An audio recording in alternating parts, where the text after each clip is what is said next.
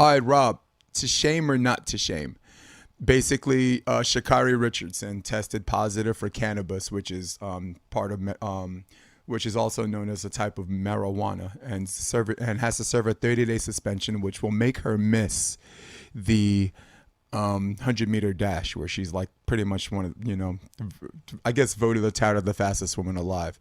So her testing positive for this test, she sends a tweet saying I'm human, and then in the same breath saying I'm sorry or whatever. Which it's weird because some of it's apologetic, and some of it's like, hey, I messed up. It's not human. So Rob, you go first. Test positive for this. I'm giving you a whole minute to shame or not to shame. The floor is yours. Yeah, I don't know. I feel like I say shame, but I don't want to say, shame on her. It's just shame Mm. for the situation. Um, the way I see it is, she spent her whole career, getting to this situation, and it really doesn't have anything to do with race or even weed at that instance.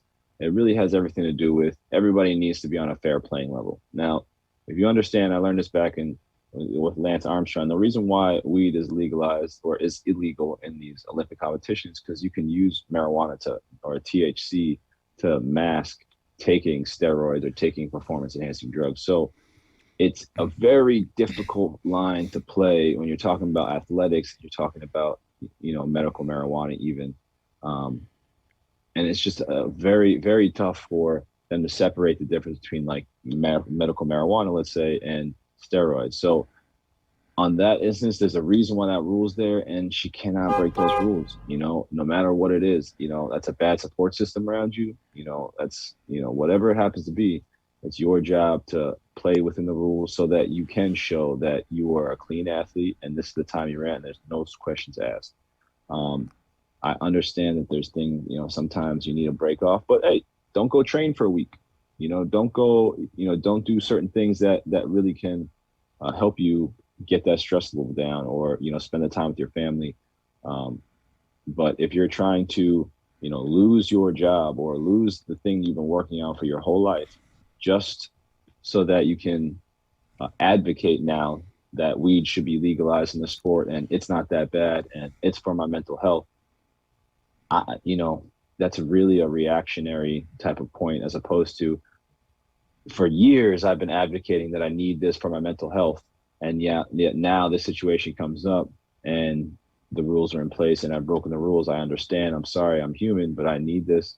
It would be a lot different story. But now it just seems as though they're creating a narrative to help ease the situation at hand, which is just not true. If you really come out and say sorry, maybe you can get that relay on that 4x100 and be an Olympian and get that gold medal. And hopefully in 4 years you'll be able to train again and fight for that Yeah, individual fight gold. for what's So hers. Yeah. yeah, Well, Rob, I'm gonna go shame, and because you've covered so much on the other part, I'm gonna go the route that I choose, and I'm gonna throw the legality and the illegality of weed out of the window. We're talking about banned substances, and there's a banned substance list. There are things that are on the banned substance list that are perfectly legal, like high levels of aspirin. You can't even take, that might pop up for some kind of chemical, whatever. Caffeine, heightened levels of caffeine. So there are going to be so many things that are perfectly legal for you to take as a human being, but on the banned substance list. And then you have things that are illegal to take that are not mentioned on the banned substance list. It's just crazy, right? We as mixed martial arts fans, we almost feel like doctors and experts on this thing. So with that being said, I will say this with only 10 seconds ago. If you know it's on the banned substance list and you got a competition coming up and it's an out of competition banned substance or illegal the thing to do, and you're gonna test for it and you come up hot,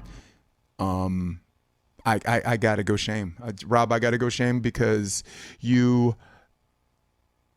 All right, I'll put it you like just know. this. Let me put it like this.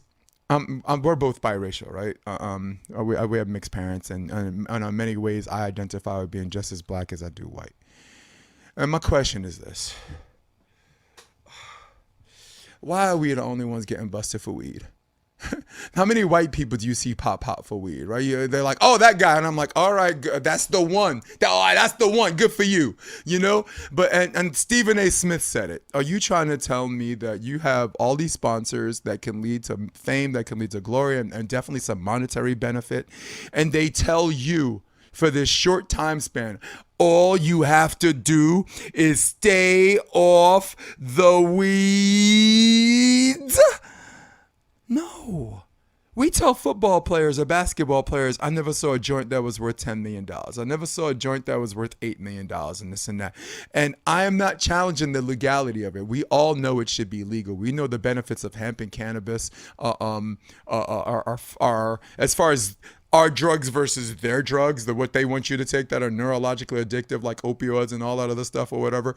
That's a different argument because those are arguments that you make before the rules are laid out, or before the collective bargaining agreements are laid out. But once the rules or before are set, you make a choice. yes, once the rules are set, you have to go by those rules, and you have to eat it. You have to take that hot L just for a little bit until we revisit that. I don't buy that she's playing the martyr for them to do this, and she's taking a hit for the team so everybody could whatever.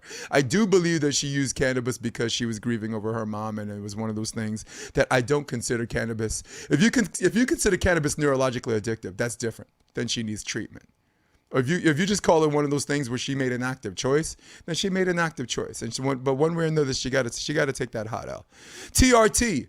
Testosterone replacement therapy, Rob, is also on the banned substance list because it serves as a masking agent for terbanolol and other types of performance enhancing drugs. So as far as gateway drugs are concerned in athletics and banned substances, oh my God, do we have a freaking problem, man?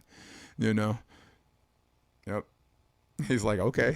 He's like, you said it. I mean, we do. Football is not the only sport that abuses opioids. It's even the average everyday person. Anyone.